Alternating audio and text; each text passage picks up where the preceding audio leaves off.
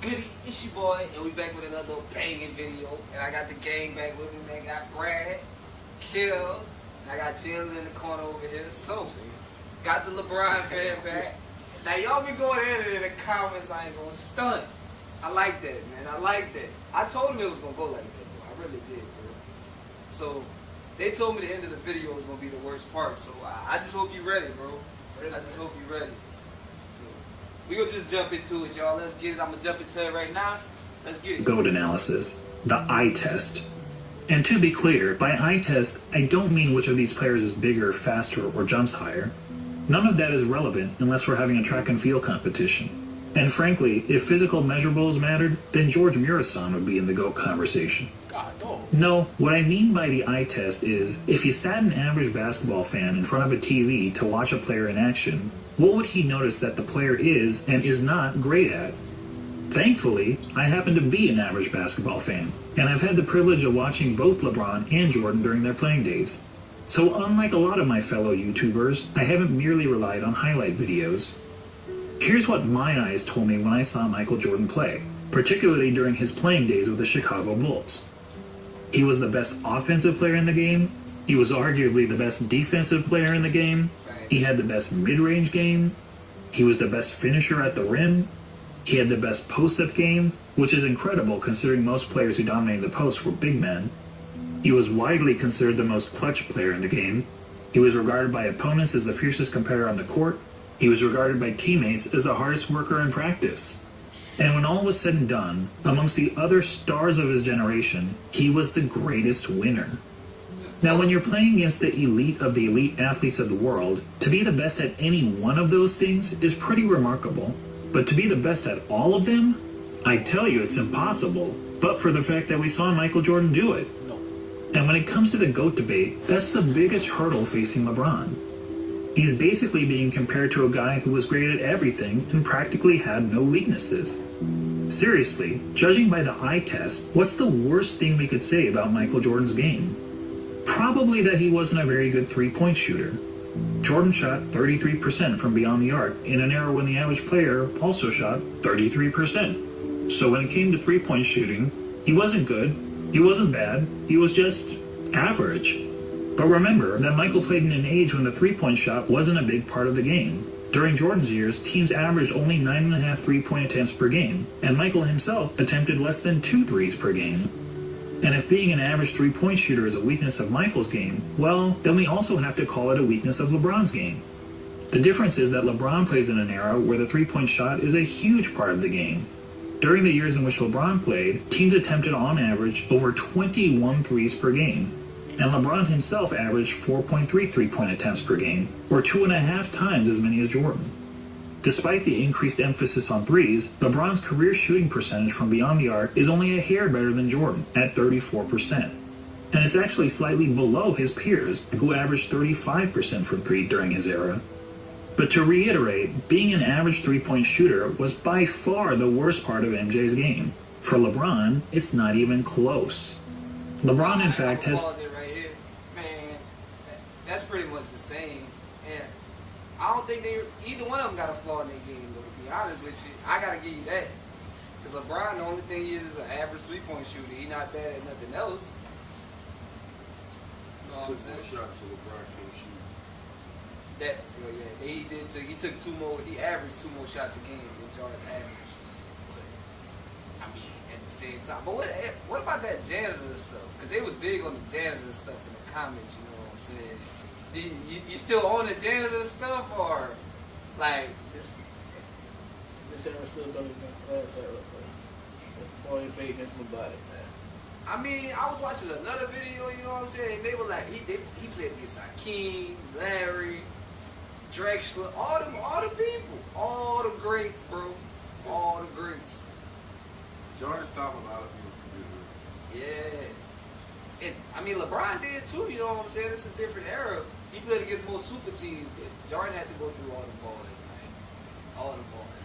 I just wanted to see if you was going to talk shit about the comments, because I know y'all been going at it in the comments, so I was just trying to see if you had something to say to these guys. LeBron versus Jordan, man. LeBron won, man. 1v1? Oh, I- man, no, LeBron got that shit I don't 1v1. think so. I don't 1v1. I don't think. Yeah. Prime Jordan versus Prime LeBron ain't no way. Oh, yeah. Ain't no way. Won't get Jordan out of here, man. What y'all think in the comments? Well, let them know about that. We're gonna jump back into it. Though. Let's get it. 4 major weaknesses as a basketball player, each of which is readily apparent to anyone who has actually watched him play. First, he's not a good free throw shooter. For his career, LeBron has shot around 73.5% from the free throw line, which is pretty poor for a player who handles the ball as much as he does. In fact, many analysts point out that at the end of games, LeBron shies away from driving to the basket because he's afraid of being sent to the line. I don't know whether that's true, but what I do know is that the odds of LeBron hitting 2 consecutive free throws is statistically not much better than a coin flip. Jordan, on the other hand, shot a solid 83.5% from the free throw line during his career, and MJ never shied away from contact at the end of games. LeBron's second weakness is that he's an inconsistent defender. Sure, he's had some years where he was elite defensively, which is evidenced by his numerous selections to the NBA's all-defensive team, but he's also had several years where he's practically been a liability on the defensive end. Compare that to MJ, who during his Bulls days was a consistently elite defender. In fact, Jordan is the only player to rank in the top 5 amongst all guards in both steals per game and blocks per game for his career. Additionally, Michael led his position in defensive win shares practically every year that he played for the Bulls, an incredible 10 times.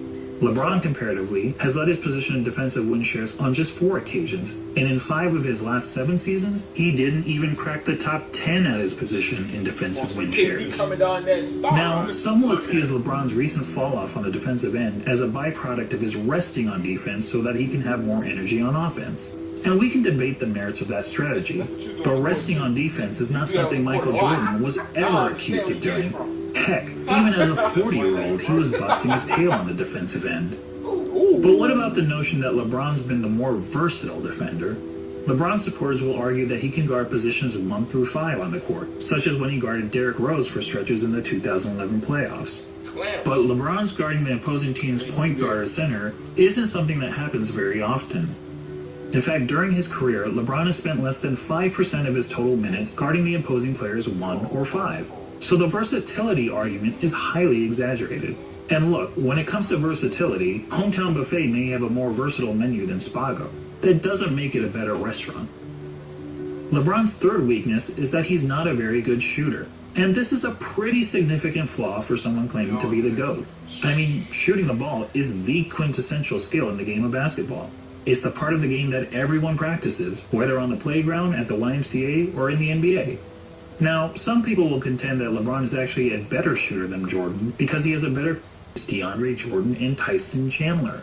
We all know that DeAndre and Tyson were great rebounders and defenders, but what if I told you that they were also 2 of the greatest shooters of all time?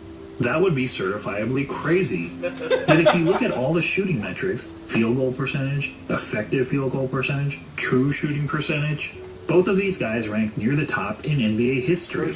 Of course, there's an obvious reason for that.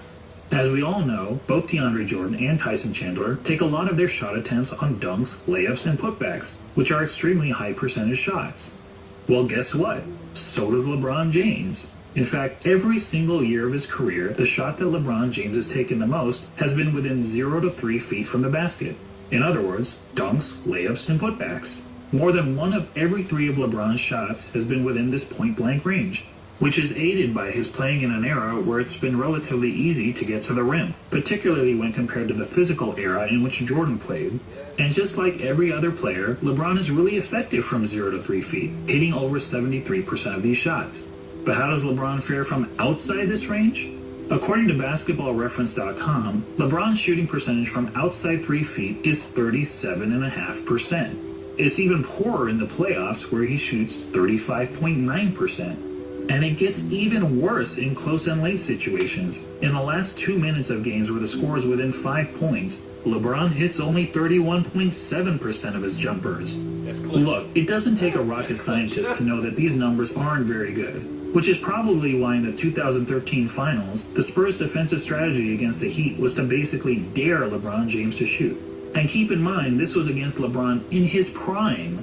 Can you imagine an opposing coach using a similar strategy against MJ? Now, LeBron actually credits the Spurs for forcing him to work on his jump shot, but it's not as if his results have gotten much better since then. Here's LeBron's shooting percentage from outside 3 feet over the last 6 years. Yikes. Well, I'll give him this, he is consistent. For comparison, consider that in the last year of Michael Jordan's career, as an aging player on the Washington Wizards, Jordan shot close to 42% from outside 3 feet. While that's certainly not great, it means that even as a 40-year-old shell of his former self, Jordan was still a better shooter, a far better shooter than LeBron James. Unfortunately, Basketball Reference doesn't have advanced shooting metrics from Michael's Bulls days, when he was a significantly more efficient scorer, but few would argue that Michael was anything but a lethal jump shooter when he was wearing red and black.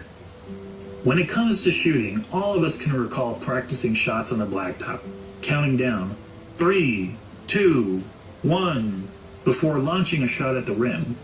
Well, if you were pretending to be LeBron James, you'd brick almost 2/3 of the time. Actually, that's not entirely true. If you were playing against a countdown, it would be much, much worse. And that gets me to the last major weakness of LeBron's game, his performance, or more accurately, lack of performance, in the clutch. Remember when people were praising LeBron for making a couple of buzzer beaters in the playoffs 2 years ago? They used these stats to claim that LeBron was better in the clutch than Jordan. But look at these numbers carefully. What stands out to you? How about this? People were using a sample size of less than 1 shot per season to make the case that LeBron was more clutch than Jordan. That would be the equivalent of polling just 100 people in the country to try to predict the winner of the next presidential election. So let's use more telling stats, shall we? Here's a situation that's often used to determine a player's clutchness. 5 seconds to go in the fourth quarter or overtime, and your team needs a bucket to either win or tie the game. It answers the age-old question, who do you want taking the last shot with the game on the line? It turns out that in the regular season and playoffs combined, LeBron has taken 94 such shots. That's a pretty good sample size. And how many of those 94 shots has LeBron made? 19, for a shooting percentage of 20%.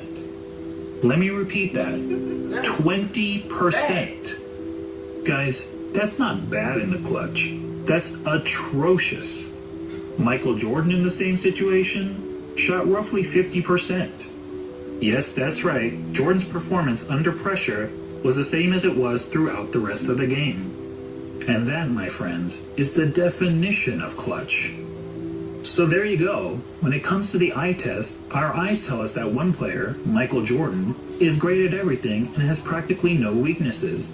And the other player, LeBron James, while also having a ton of strengths, has several obvious flaws to his game. And when all is said and done, after analyzing the 5 key factors of being the GOAT, Jordan gets 4 check marks to LeBron's 1, making this GOAT debate, well, not much of a debate at all. Now, don't get me wrong, I'm not saying that LeBron James is a bad player. He's a phenomenal player. Personally, I have him on basketball's Mount Rushmore, along with Jordan, Kareem, Wilt Chamberlain, and Bill Russell. He's just not Michael Jordan. And just to underscore how good MJ was, let's ignore LeBron and Jordan for a minute and focus on the other 3 players highlighted here, Kareem, Wilt, and Bill Russell. Most would agree that these are the 3 greatest centers in NBA history, and each of them has a strong case to justify his standing among basketball royalty. Wilt is an all-time great because he was an offensive force of nature, and he holds a ton of NBA records. Russell is in the conversation because he was a dominant defender and a perennial champion. Kareem also led his team to numerous titles, and in terms of individual awards and accolades, was the most decorated of the 3. Not to mention, he had the NBA's most unguardable shot. Now imagine a center that had all the best qualities from these 3 titans. A player like that would be the basketball equivalent of Thanos. Now add to that player the highest level of intangible attributes, such as a tireless work ethic, unmatched killer instinct, and an ability to deliver in the clutch. And now you'd essentially be looking at Thanos with all of the Infinity Stones, and no one would question whether this player was the greatest of all time. But the truth is, we don't have to imagine such a player. That player already existed. He just happened to be a shooting guard, not a center. Yeah, buddy. When you think about it, Michael Jordan is the real-life version of an overpowered video game character. He had all of the qualities we look for in a superstar athlete, and he had it in spades. He's basically Babe Ruth, if Babe Ruth played defense like Willie Mays. And that's why, even in comparison to the other all-time greats, he is truly in a class of his own. Simply put, he's the GOAT.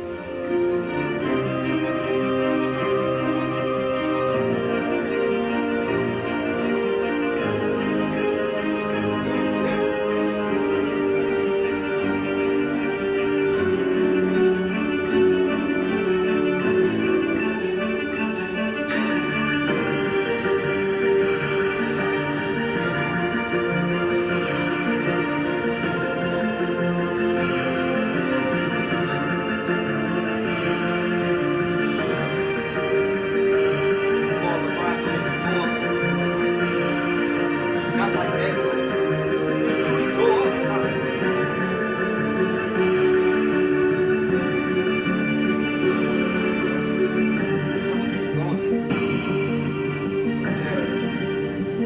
Push on, okay.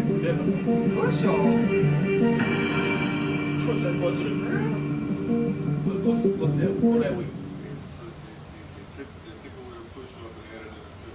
Thanks for watching. This was my first video, but if you want me to make more content like this, please subscribe to my channel. Oh, we don't need to make no more content. You ain't like that, man? Oh, that was a Jordan fan. That was a Jordan fan? Yeah, Bro, that was the actual statistics, you feel me?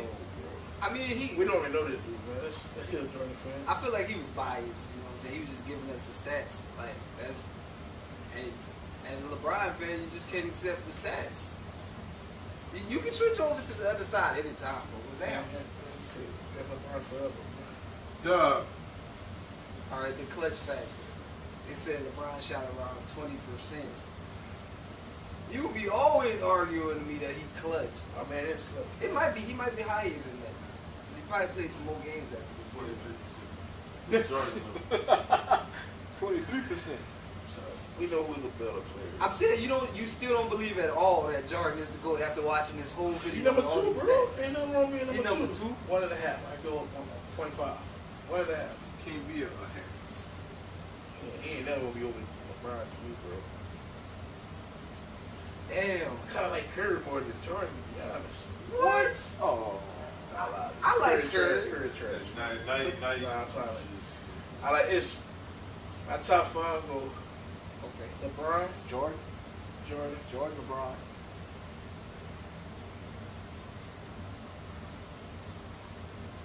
You don't like nobody else after that. You don't like nobody else after that. Nah, like I want to go Kobe, but Jordan's supposed to be number one. I want to go Kobe, but I want to go Start Magic. naming all the different LeBrons, That's different eras. a good look, Magic. I want to go Kobe, man. I like Kobe. Kobe got that. Shaq. If I can reach. That's decent. I still. What y'all think in the comments? Cause he trying to not acknowledge the fact he know, like I know, and I told him earlier in the week. I was like, bro, we think the same, and our IQ kind of the same when it comes to sports. And you seen all them stats, and you still like LeBron Still better. denying it. That's crazy to me, bro. Because you know, just like I know, you know that Jordan better. You just such a fan of LeBron that you can't even, you know what I'm saying? I don't see it. Well, You don't want to see. Yeah. it's I not. don't. it. Maybe I don't, but yeah, I don't see it, bro. That man, LeBron's different, bro. That's a robot, bro. That's what that is. So it looked like he's still number 2 on this list, guys. I tried for this video at least. Y'all said we need to check out some more videos. He said we need to check out some LeBron highlights. We're going to try to get a mix in between the two. You know what I'm saying? Because they wanted you to check out some Jordan. You wanted to check out, you wanted to check out some LeBron. He don't move me like that. Stop it, bro. You He got crazy. some little nice up and under. Yeah, that's What? cute. Alright, that contact stuff I was saying earlier. Bro, when Jordan go up, he go into them ball and he dunk on them, body contact, everything. If LeBron catch any body contact in the air, he's stopping or something. He's gonna start crying in mid-air, like dead ass. You gotta watch LeBron highlights, man. My boy caught an alley over somebody, like jump over the person. That was like Jason Terry, bro. When he did Jason Terry, I think that was Jason Terry. That was murder on his mind when he did Jason That was Terry. nobody. That was Lucas. That's who that was. Like that Boy, was Lucas. how That you was jump nobody. over a whole human in an Nah, NBA game? that was nice. It was nice, but it was like Dude, 5'5". Like he was a janitor. The person he did that to Yeah, was Lucas, a janitor. That was a second That's- string point guard. He was 5'5". He's still human, bro. That was a dead ass janitor. He was 5'5". But we couldn't get him converted on this video, bro. So he wanted to check out the LeBron highlights. We gonna do that on the channel, and then we gonna get him to check out some Jordan highlights. Y'all make sure y'all get this one up to like 5,000 likes. I appreciate y'all, man. But man, what's next? Which one you want to do next? The Jordan, LeBron. LeBron, man. LeBron, just boom, bro. Y'all be waiting for that LeBron one coming next. You feel me? LeBron. We gonna do that one on the channel because y'all actually did ask for some LeBron highlights anyway. So I appreciate you. We hope you know what it is, and we got you dig on gang.